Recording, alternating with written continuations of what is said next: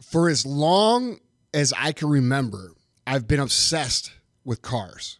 From when I was a little bitty kid, okay? It was Hot Wheels. It was Matchbox cars. It was Micro Machines. It was slot cars. It was those the big wheels. It was anything that had wheels that I could drive or play with and pretend I was driving. I can remember the first time I saw a Lamborghini Countach. We were at a gas station and it was white. And I remember looking at my dad and saying, "Dad, what is that?" And he said, "Oh, that's a Lamborghini." I didn't know what a Lamborghini was, but I always remember what he said right after that. He said, if you work hard, if you do the right thing, one day you could be successful enough and you could afford to drive a car like that. I was 8 years old and I could still remember that 30 years ago. That statement, more than any other statement, shaped my whole entire life. Because I knew that no matter what I did with my life, I was going to become the kind of person that drove cars like that. And this fuel for owning amazing cars and appreciating amazing cars is what drove me to become a businessman, what drove me to become an entrepreneur.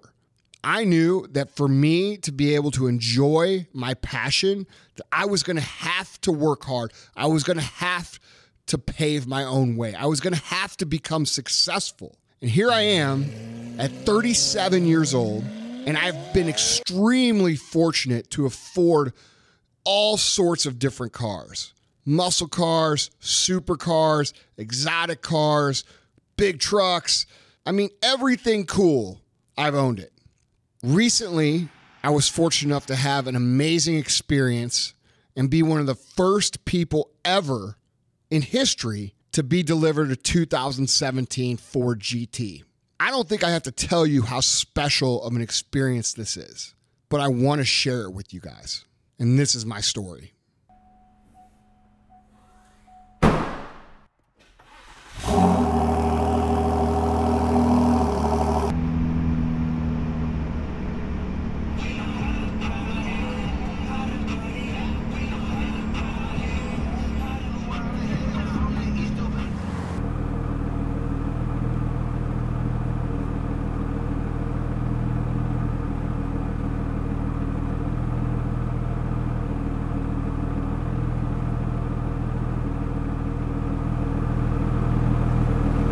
So here we are, 2017 Ford GT, first off-palette color, custom color delivered by Ford, one of the very first customer cars delivered by Ford. And as far as I know, we're doing the first road test drive review of the car by an actual customer. As you guys know, this car has been highly controversial. It's not something, you know, it's polarizing. A lot of people are super hyped about the car. There's a lot of people who complain about the car. They think it's overpriced. They think it's underpowered. And, you know, it's different. It's a totally different way of going about allocating cars. And for that reason, it made a lot of people angry. You know, you can't just write a check and go out and buy a Ford GT. You had to apply. You had to meet certain qualifications, which were social media influence, previous Ford GT history. Are you going to drive the Ford? Are you a previous Ford customer? You know, and you had to make a video. And you know, when I first found out about all the qualifications, I was slightly encouraged because I felt like I met them all. And let me state this too.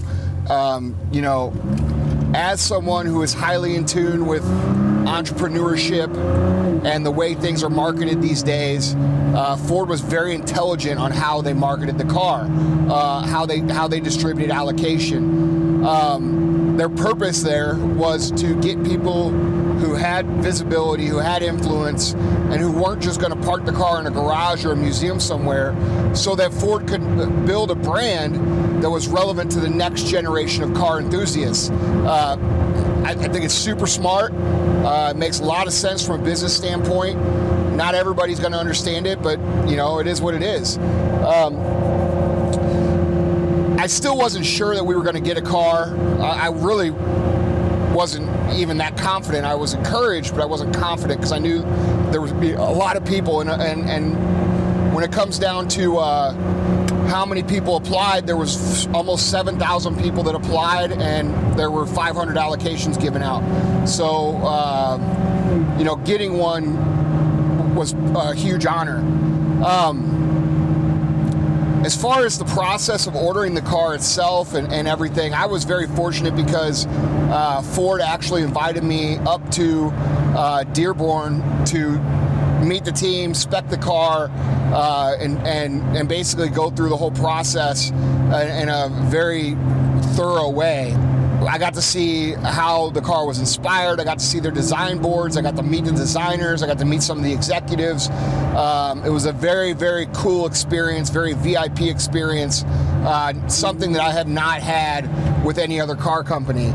I can tell you this, the car is way more thought out than what most people understand. You know, most people look at the numbers and they look at the stats and they look at the 0 to 60 or the horsepower and the power to weight, and they do all this paper math, and you know, they don't really understand what the car is. You know, this isn't a straight line drag car. This isn't a oval NASCAR. This is a fucking road car. It's made for the road. It's a race car for the road. It's already went out and beat all these other cars in Le Mans, you know, on the 50th anniversary. The car is as close to a race car on the road that you could possibly get. You know, I find it's funny. I think one of the biggest criticisms that makes me laugh is the people who say, oh, you know, they should have done a V8. Well, why should they have done a V8? You know, every function of this car, every angle, every vent, every knot, nook, cranny, every line serves a purpose, and people don't realize that. It's not made for aesthetics, it's made for purpose. And to put the V8 in this car, it wouldn't physically fit, not to mention the extra weight it would add.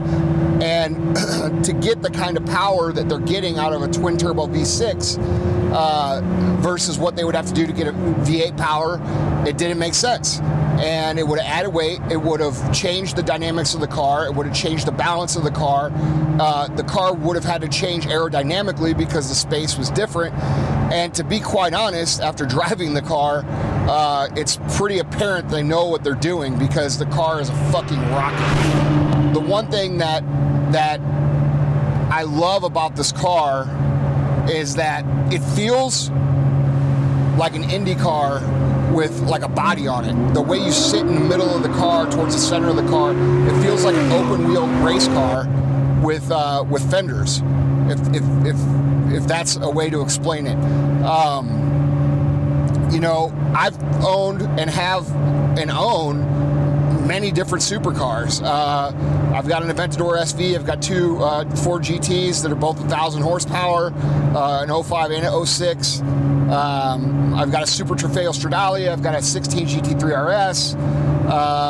You know, I've driven tons and tons and tons of other supercars, and I can tell you with 100% confidence that anybody who drives this car, who gets a chance to drive the car, will not only will you not be disappointed, it will be the best driving experience that you've ever had. And I say that with confidence. The car sticks to the road. It's super tight in corners. It's super smooth. It's super manageable. No, it's not 1,500 horsepower. No, it's not 750 horsepower, but it's got enough horsepower to be super fast and super quick without feeling like you're gonna die, you know, by stomping the gas. It's manageable. It's super fun. It feels super sporty, super racy. You know, the sound is amazing. The experience is amazing. The steering's tight. It's everything that, you know, I feel a supercar should be.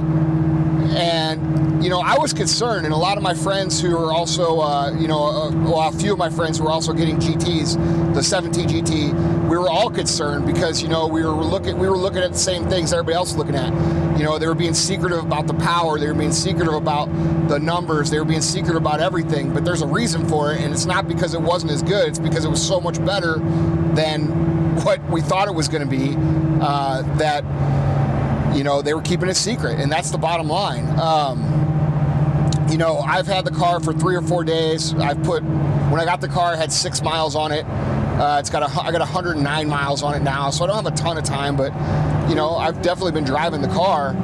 And, you know, I think my favorite thing about the car is the visceral experience. You know, I'm a big Lamborghini fan. Everybody who follows me knows that. I always have been. I've owned 5 Aventadors. I've owned a number of Gallardos. I've got a Huracan Performante on the way. I love the visceral experience of Lamborghini. I love the sound. I love the way the car feels on the road. This car is on par with those visceral experiences, if not exceeding those experiences. The sound of this car is amazing. I thought the sound of this car would be kind of weak because, you know, it is a V6 and it is turboed and it is stock exhaust. I didn't think that it was going to be, you know, overly impressive, but I was wrong. This car sounds amazing.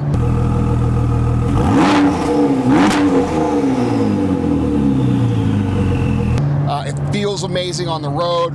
The way the car corners, the way it accelerates, everything just feels right. And you know, I've been telling my guys I know that are getting the 17 Ford GT. I've been telling them, you know, people say, oh, it's, you know, it's $500,000. You know, the sticker on this car with the custom paint and everything came out to $527,000. And people are like, well, God, that seems like a lot for a Ford, or seems a lot for a Ford GT. When you understand what you're getting, and you see what you're getting, and you feel what you're getting, and you're getting a full carbon fiber chassis, race suspension, basically a track Le Mans car for the road, I feel like I should have paid twice as much for the car, especially after driving it. It feels that good. It doesn't feel like a $500,000 car, and I've owned many of them. It feels like $1 million+ car. That's the truth. And I know a lot of people disagree, and there's a lot of people who are against the V6 and this and that. But until you drive one, there's no way you could honestly have a relevant opinion on it, because the car's fucking amazing in all aspects. You know, a lot of people have been asking me about the color of the car. I wanted to do something different. I'm not big on doing the same thing as everybody else.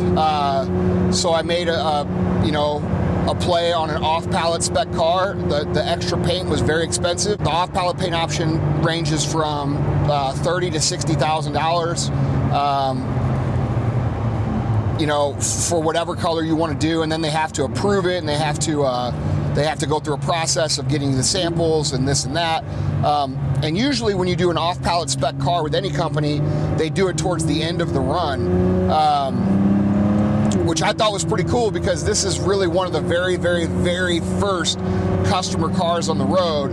And it's the first off-palette spec car, and Ford did it right in the beginning. And I thought that was really cool too, because it gets the car out there in a way that people aren't used to seeing it, which is going to create a splash of word of mouth too. I think they've been very smart in how they've utilized social media.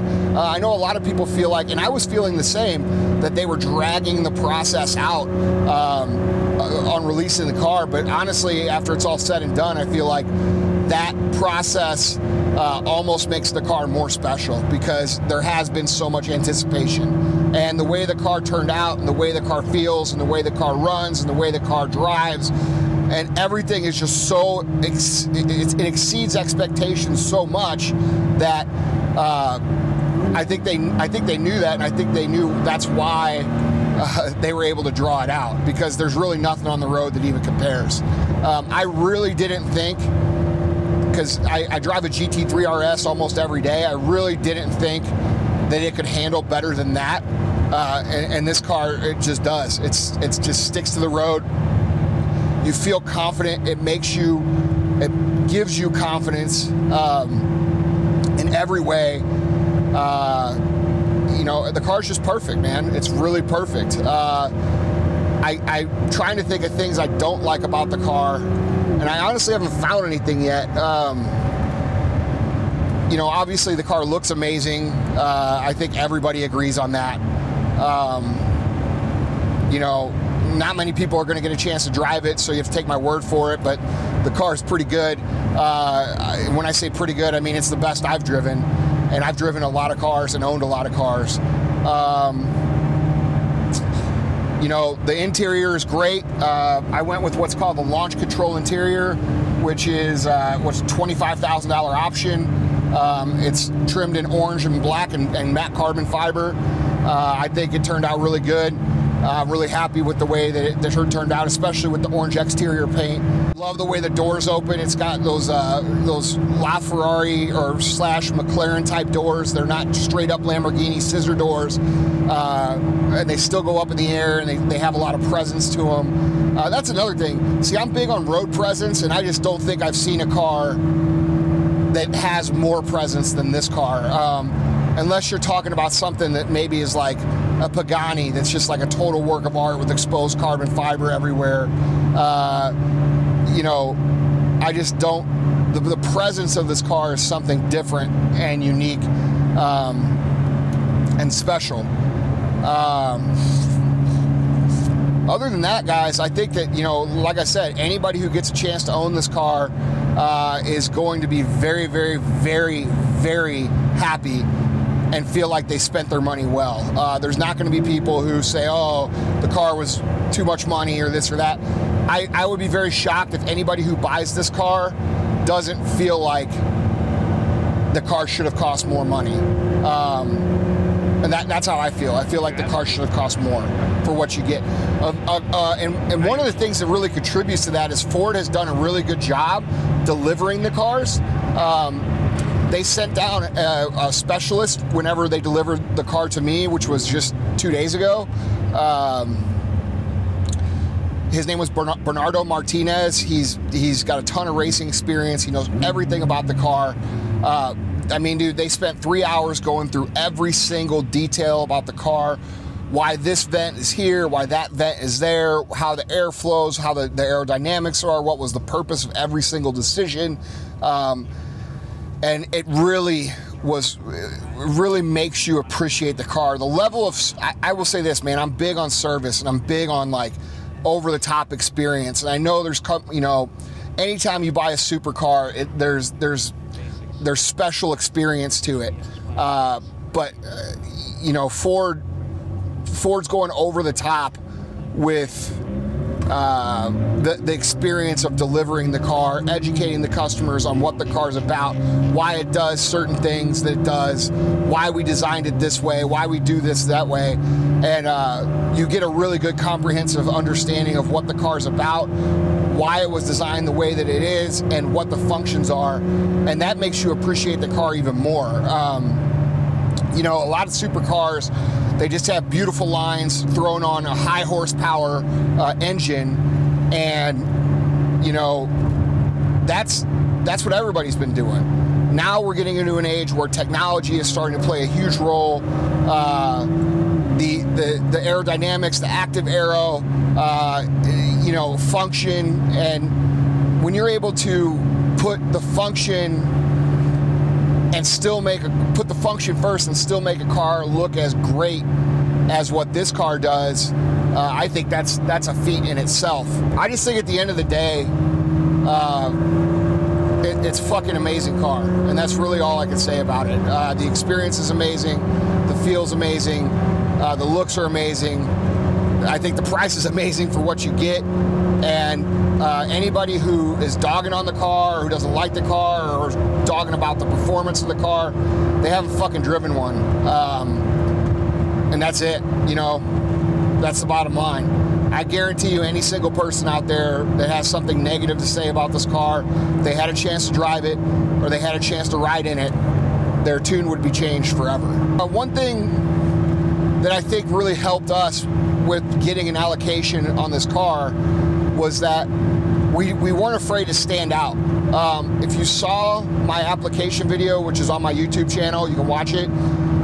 We did it the way we wanted to do it. You know, it wasn't this video of us begging for the car. It was us being us. And my advice would be, if you're trying to get an allocation for the supposed next 500 cars, which are rumored to be made, you know, my advice would be to think a little bit about what you want to do to stand out to Ford, and B, be yourself. You know, don't try to copy what everyone else is doing. Don't try to, you know, don't try to make your own rules. The one thing I noticed about a lot of the YouTube videos is Ford asked specifically for the video to be a 1 minute long. And then I saw these application videos that were like 3, 5, 7 minutes long. Well, I don't know about you guys, but if you know, if a job asked me to do something in 1 minute and it took me 2 minutes to do it, I didn't do the job. So I think, you know, paying attention to what the actual rules are helped us out a lot.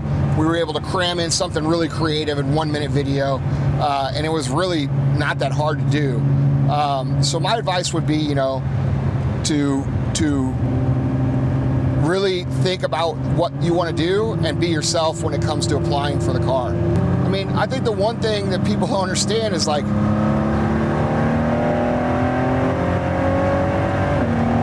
this is a fucking race car. And, you know, it's not some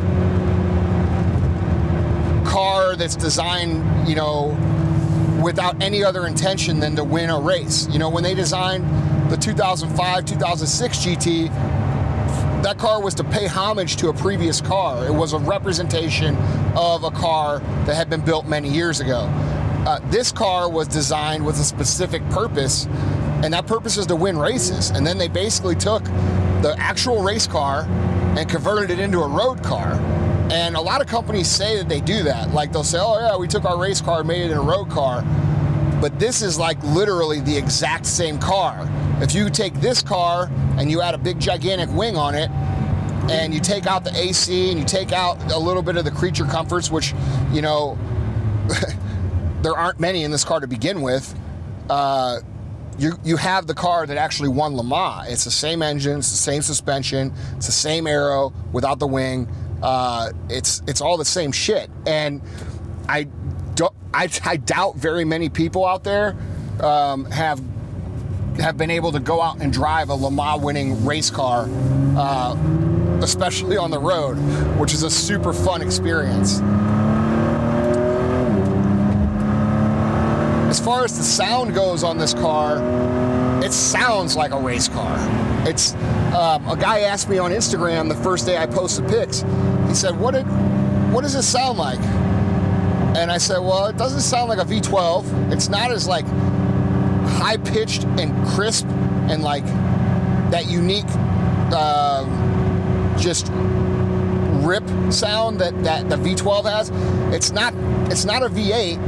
It doesn't sound like a V8, but it doesn't sound like a V6 either. It doesn't sound like what you would think like a modified V6 would sound like. It sounds like an actual race car. It sounds like something that you would see at Le Mans, or something you would hear at an endurance race type car. It's just a different sound, but it's fucking amazing. I'm big on sound. I think usually when I buy a car, the first thing I do is switch the exhaust, because most times the factory exhaust is just not enough for me. I don't feel the need with this car, and I know they don't make an exhaust for it yet, but or at least I don't think they do. But I mean, the way this car sounds, even at mid-range revs, it's just amazing. It sounds unlike anything I've ever heard, and I'm real happy with that, because that was something I was concerned about with it being a V6, is how's this going to sound. You know, some of the videos that you see online, you can't really tell how it sounds. You know, you really have to be around the car in person, and the sound is one of the most impressive things I've found so far about the car. one of the coolest things about this car too is that like everything that is functional about the car is located on the wheel, like a real race car. When you kind of look at the wheel the first time, it's very intimidating because there's so much stuff on it. You really don't know what does what. But this is where the Ford rep comes in, because they come in at delivery, they help you go through everything. Everything functional you have towards the top of the wheel. You've got your windshield wipers, your windshield squirter, you've got your high beams, you've got your modes, which is track, VMAX, sport mode, and normal mode. You have wet mode. Then you got your blinkers, and then down here you have some of your cruise control and your audio shit, which on the race car this shit it's not there. So it's intimidating to look at, but once you get used to it for a minute, it literally took me 2 miles to figure it out, and once you get used to it, it's a really nice feature because you're not like taking your eyes off the road to go do something over here or here in the center console. Everything you need is right here, and I like that a lot too. You could tell they put a really big emphasis on the driving experience, which I really appreciate. A lot of guys, they want to talk numbers, and usually when the guys are talking numbers, it's guys that are into cars but have never been around cars or owned cars. To me, driving a car the biggest part of owning a car and driving a car is the experience. It's how it makes you feel. It's how does the car make you feel when you look at it? How does the car make you feel when you drive it? How does the car make you feel when you're sitting in it? It's a visceral, emotional thing, and I like this. I can appreciate 0 to 60 times, and I appreciate guys that are into those kind of stats. But at some point, fast is fucking fast, and I don't even know what the 0 to 60 is officially on this car. I think it's right around 3 seconds. It might be 2.9, but I can tell you this: the car is fast, really, really, really fast. And that's another reason. That's another thing Ford did that was unique, that I don't know of any other car companies doing yet. Maybe some of the bigger hypercars are doing it, but they actually have on sport mode, which is what I like to drive this car in. It keeps the turbos actually spooled, so the turbos are spooled at all times, and that eliminates any turbo lag, so that you get a ton of like low end immediate power when you touch the gas, and it feels very torquey, almost like a V8 when you touch the, or a V12 like when you touch the gas. There's no delay, there's no lag at all. It's really cool, and that's from sport mode up. Everybody likes the track mode because it slams the car down, but I mean the car's so low you really can't drive it in the on the street in that mode. It looks cool and everything, but you really have to be on a real track to be able to utilize that mode. Let's see, what else about this car? I think I've covered almost everything. I don't know. I think so far at 128 miles that I've put on this car, it's one of the most fun cars I've ever driven. Is it the fastest car I've ever driven? No, it's not the fastest car. I own faster cars. Both my 05 and 06 GT are both faster than this car, but they're also both 1,000 horsepower. The most fun car I've driven, I don't know, because I only have 128 miles on the car. But I can tell you this: if it's not the most fun, it's going to be at the very top of the list. I'll tell you this: the one thing about this car I don't like, there is one thing, and it's getting in and out of it. Getting in and out. Once you're in the car, it's fine. But like, dude, I'm a big guy. I'm 6'1", 265. Getting in and out of the car is not the easiest thing. Now, once I'm in the car, I fit great. Like the center console is very small. You're sitting right next to the passenger, and you get used to that real quick. But I also think the positive of that is that where you sit in the car, which is down low and towards the middle of the car, it really makes it feel like a race car. it's just completely different than anything I've driven, you know, unless it was like an open wheel car on the track.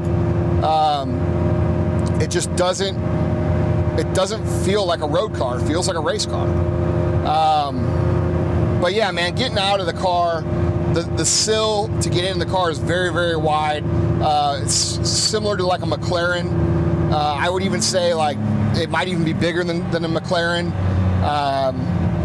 For me, that's kind of a pain in the ass to get in and out of, but you know what? I'll deal with it. So there's actually, you know, I said there's one thing I don't like. There's another thing I don't like about the car. It's really, really hard to drive this car when you have a massive boner. Like when your boner is so massive, because the car is so awesome, it's really like the steering wheel gets in the way, and like it's hard to steer, and you know it's uncomfortable because you feel like people might be looking at you, and you got this awkward car boner. But that's something that they should have figured out at Ford. Like, you guys are so smart and you're so good with engineering. You should have at least provided us with some sort of like underwear that like compress the boner, because every single person who drives this car is going to have a boner, even if you're a female. So Ford, I want you to create a special pair of Ford GT underpants that are called boner compression underpants, and I want you to send me the first pair for thinking of the idea. But I would say that's probably the only thing I don't like about the car. I mean, everything else about it, the looks, the feel, the acceleration, the speed, the handling, the interior, and all the way through to the customer service, the over-the-top nature of the program, it has been over the top. It's exceeded expectations at every step. And I know there's some guys who are waiting on a car, who didn't get a car, who are getting frustrated. And to the guys waiting on a car who are getting frustrated, I would say, look, chill out, dude, because you are going to be so fucking happy when you get your car. It's amazing. And this is coming from someone who has owned many, many, many, many supercars, some of the best ones on earth. You are going to be so happy with this car. It's going to be so worth the wait. I can't even explain it to you. And maybe that's going to make you a little more frustrated because you don't have the car, but hopefully it'll provide you some assurance that you're going to be very happy with your decision to fork out, you know, $500,000 on a Ford GT. To the guys who didn't get a car, you know, Ford is supposed to make another 500 cars. You know, best of luck to you guys. Like I said, you know, think through the application, do a good job on the video, put some thought into it, and make a case for yourself, you know? Like, I went as far in my video to say, if not me, then who else? Like, because I felt like I met the expectations that they were looking for. And you know what? You might not meet all the checks, but there's a lot of guys who got the car that didn't. They met 2 of the 3 or 1 of the 3, but they did a good job on that part of it. So, you know, focus on your strengths, focus on the things you do have, and let Ford see that. I know for sure that, because when I went to Ford in December, that my video was a deciding factor on me getting in the car, because when the executives came out and the design team came out, they all knew who I was from the video. And they were all telling me how much they loved the video, how excited they were to have me there, and it was genuine. It wasn't bullshit, because they were actually quoting lines out of the video, because they called me their fucking guy, which is what I tell them in the video. I say, hey Ford, you know, I'm your fucking guy, and I guess they agreed, because they got me one of the very first cars. Which, Ford, by the way, I know you guys probably watch this. Thank you so much. I'm so happy with everything that you guys have done. It's been incredible. I'm honored to have one of the first cars. I'm honored to have, you know, the first off-spec car. The car turned out amazing, and I just want to thank you guys from top to bottom for everything that you did during the process. You guys not only built an amazing car, but you provided an experience that matches that car, and which is just as important, you know, to the customer, I feel. So thank you guys so much, and hopefully make you guys proud with this car.